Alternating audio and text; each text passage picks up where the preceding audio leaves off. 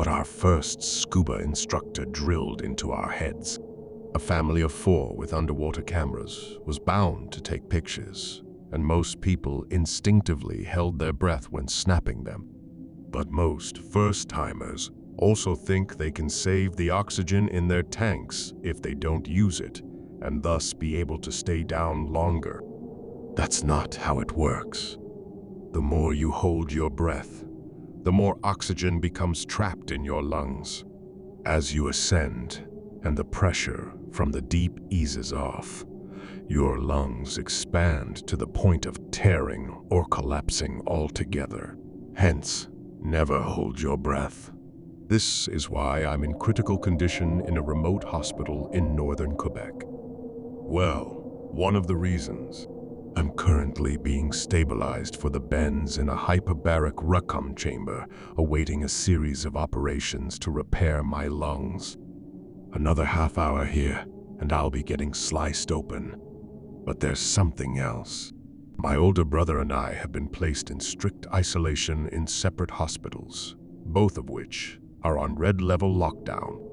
When we arrived, we brought in an infection. It spread to everyone we touched, and everyone they touched.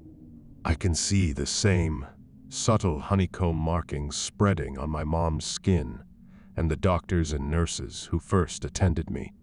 But I'll get to that later, following the surgeries. If I wake up, I can't imagine myself ever stepping foot in the water again. My brother, Clay, has been flown to a different hospital. Beaker's only one of these chemise bears here. Our parents are split between the two, and our grandparents are flying in the morning. Clay's doing better than I am. Hopefully, he'll be okay. Please, God, don't let it all be for nothing. I keep trying to fill in or make more sense of memories. I'm a bookworm after all. I read and applied, read and apply, but I can't. It all happened. It's all burned in there, like some midday nightmare spilling out into reality. 4 hours ago, Clay and I passed out on the shore of the cottage our family rented for the first week of summer break. Our parents found us on the beach, clinging to life. An hour later, we were in separate hospitals, decompressing. Even though I felt worse in that 𝐒𝐭𝐫𝐢𝐞𝐬 chamber, I had more time to think, and I needed to play it through again, one more time. Arriving 2 days ago, we were disappointed that the lake, of which we were the only inhabitants, didn't allow fishing or scuba diving. Something about heritage restrictions, keeping the lake the way it should be. They probably should have included that in the listing. All Clay and I wanted to do was jump in and explore the depths. Mom and Dad were sticklers for rules, so our scuba gear stayed inside. But I guess our parents should have seen it coming. Not from me. I played inside the lane they set out. But Clay's lane didn't have lines. He was 18 and made of silver bullets. I was 16 and made of textbooks. We'd spent all morning on the beachfront backyard of our cottage, like we'd done the previous day. The lake was silent without any other cottages. The water was clear and looked like a Brita filter passed through it a few times. Clay was a water baby and spent more time in the lake than on the beach. He had a crazy lung capacity and was free diving for longer and longer. I'd see him dip down for 30 seconds, a minute and a half, 2 minutes, just enough for me to get nervous, and then he'd pop back up. But this time, he popped up and yelled my name, Jane. He yelled something about there being a drop-off straight down. Curious, but comfortable, I stayed put. But as always, Clay found his way back to the shore to try to pull me into whatever he was doing. He said there was a steady decline down the beach for about 30 feet, and then it just dropped straight down. He tried to swim down to the bottom, but it got too dark. Jokingly, I told him to tape a couple of glow sticks to a heavy rock and chuck it over the edge. 1 minute later, he came back, holding a roll of duct tape and 2 large glow sticks. He found a large rock down the shore and attached the glow sticks to each side of it. Clay hobbled past me, lugging the large rock, a smile across his face. Sometimes you had to admire him. I explored with my mind. He explored his body. He was like a Jeep and meant to be driven off-road. I guess you could say my mind was like a Jeep. It always scratched at information I didn't want to know about. Something pulled me to it. 𝐒𝐭𝐭𝐫𝐢𝐞𝐬. I thought, he's already done all the work anyway. Let's see this drop-off. I got up to chase after him, but he yelled for me to grab a second rock to weigh me down. I found a pretty solid 20-pounder and hobbled down the shore to the water. Clay was waiting for me, and I caught up to him where the water was hip-deep. I followed him out until the water was at my chin and his chest. We gave each other nods and dipped under the surface. Wow, even below the surface, the water was clear. I could see back to shore and about 30 feet straight ahead. We kept moving forward, and I started to see the drop-off. Clay got to the edge first. I stood up next to him and looked down. Clay was right. It felt like a black abyss stared back up. The visibility was gone. Even without goggles, I could see pretty well underwater. But there was nothing. I might as well have had my eyes closed. A chill came over me. My knees twitched. My hands clutched the rock weighing me down. Clay's hand reached out and grabbed my shoulder, pulling me back. I didn't realize I'd been leaning forward and nearly let the weight of the rock carry me over the call of the void. That's what they call it, I've heard. Sailors, commercial fishers, and people who work large freight liners that spend weeks or months at sea. When you're standing on the edge of the ship, the furthermost point of the bow, looking down at the water splitting between the port and starboard, and you get that feeling, that urge to just step off. Even someone who's never thought about suicide before, or been to sea. People with a fear of heights have something similar, but I always thought that was more the body's defense mechanism. I think the reason people don't like being close to that edge, whether a building or a ship, is because they don't trust themselves. That when there's nothing between them and an 80-foot drop straight down, they don't trust their body not to take them over. That was the feeling I had. The call of the void was like a magnet, pulling me. Thankfully, Clay snapped me back to reality, and now I had that burning starting in my lungs. I cracked the glow sticks on the side of the rock he held. We were washed in bright green. Clay leaned over the edge and launched the rock as far as he could, which wasn't far, maybe 3 feet from our perch. It dropped, looking like a spaceship floating through space. We watched it drop through what looked like a thick brine pool but was more of a cloud than a pool. Sediment in the water. It reminded me of thick layers of marine snow. The glow sticks made the gray cloud turn green as they passed through and out the bottom. We could see the glow getting dimmer and dimmer. They'd hit the bottom, still visible, but pretty far down. And that was it for my lungs. I launched upwards to the surface, which was about 20 feet from the perch. The air tasted so good. You don't realize it until you need it and get it. But coming up from the perch felt different, like I used more air in less time. Something wrapped around my ankle and pulled me down, 𝐒𝐭𝐭𝐫𝐢𝐞𝐬. He burst to the surface laughing. I whacked him on the side of the head pretty hard and called him an asshole. I started swimming back to shore. Clay called out that we should go down and check it out. It looked to only be another 50 feet down. There's no way my lungs could make it down there, so I laughed and kept back paddling to shore. I could tell Clay was annoyed. I'm sure he would have killed for me to have been a brother. Someone he could do all the stupid shit he thought up, but he was stuck with a brainy little sister. Back on shore, On my towel, I let the sun beat down on me. I'd check periodically for Clay to pop up, and sooner or later, he always did. He eventually swam back in, spraying me with his excess water again before continuing up to the cottage to make lunch. I decided to go off on my own, wanting to explore the parts of the area I was allowed to. I walked along the shore for a kilometer or two.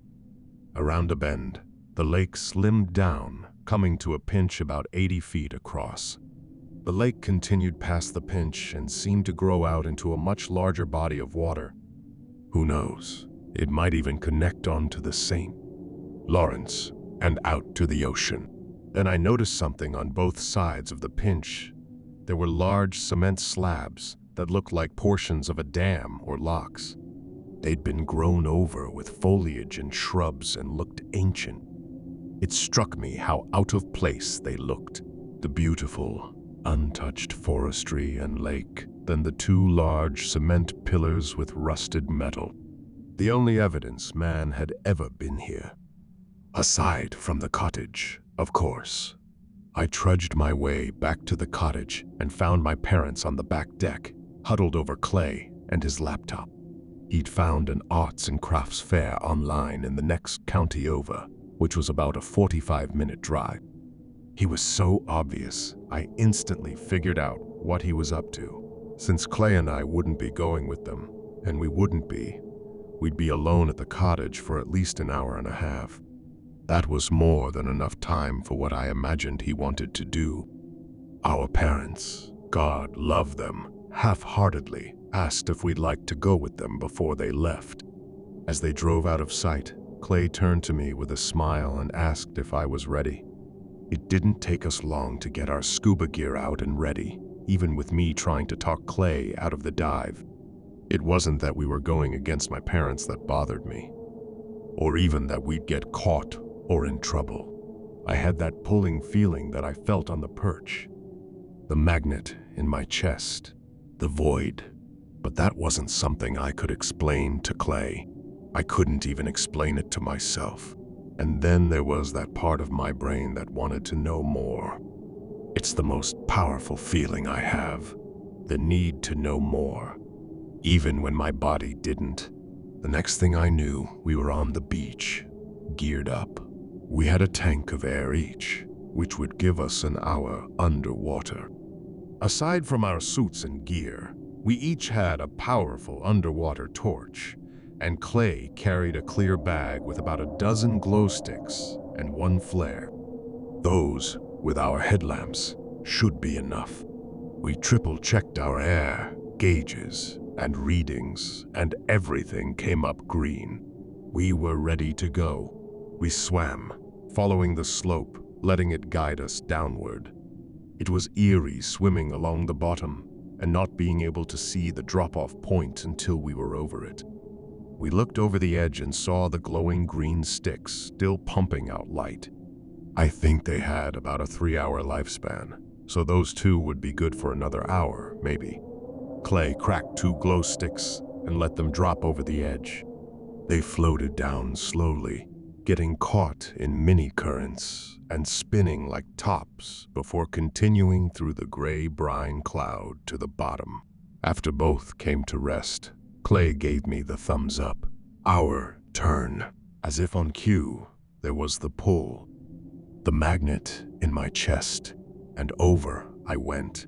I followed Clay, staying tight to his right blind. We dropped into the brine cloud, which was about 10 feet thick. I'd read about brine pools and how they naturally form, but this seemed to be a divider, separating one salinity of water from the next. Typically, nothing could live below the brine pool. Typically, but maybe it wasn't a brine pool or cloud. It also reminded me of marine snow, organic waste, though more cloud-like. We passed through the cloud, and the rock and glow sticks came into clear view on the other side. The closer we got to the glowing green, the more movement I saw at the bottom, like the ground was swirling. I was surprised by how much visibility there was the deeper we went. The surface seemed miles away, but the ground below was clear. All the movement was coming from rows and rows of kelp stalks, tall and swaying in the random currents.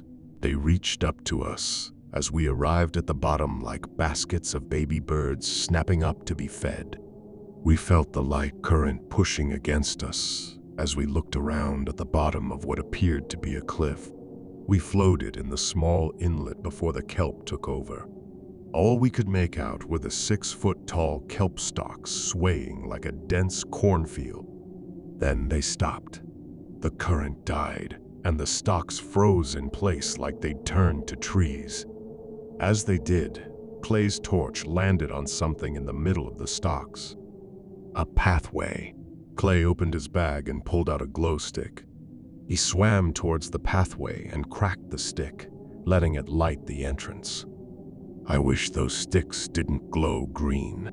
There's something about the way green light underwater affects its surroundings, making colors and objects blend into one another. It's a perfect camouflage down here. Of course, none of that bothered Clay, who was already cracking a second glow stick and dropping it 10 feet further down the path. I quickly caught up to him, shining my torch through the stalks, which seemed to get thicker and thicker. My light created unnatural shadows that danced and made the stalks look like they were moving again. Something occurred to me. Who made this path?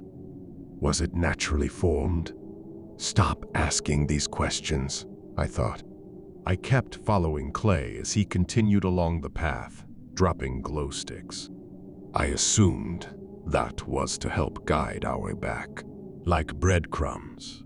But the problem with dropping breadcrumbs is you've now left a trail for something to follow you.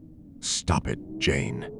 The path was growing more narrow. The stalks crowded in on both sides. I couldn't see where we were headed. I decided to look back and realized we weren't on a straight path. The path curved, so much so that I only saw one of the 4 glow sticks Clay dropped. What if we were on a spiraling path? One that just kept curving and didn't have an end? What if the entire bottom of this lake was a maze of these large kelp stalks? My mind kept racing. Then Clay stopped, dead in his tracks. I pushed my way to his side to get a better view, but my eyes were lying to me. Or was I hallucinating? Maybe too much nitrogen in my tank. Maybe not enough. There was no way what I was looking at was real, but Clay was staring at it too. That meant we both saw it, and it was real. Impossibly real. Then it all made sense. The pathway didn't lead through kelp stalks. That was a cornfield, and standing there, right in front of us, 70 feet underwater, was a house.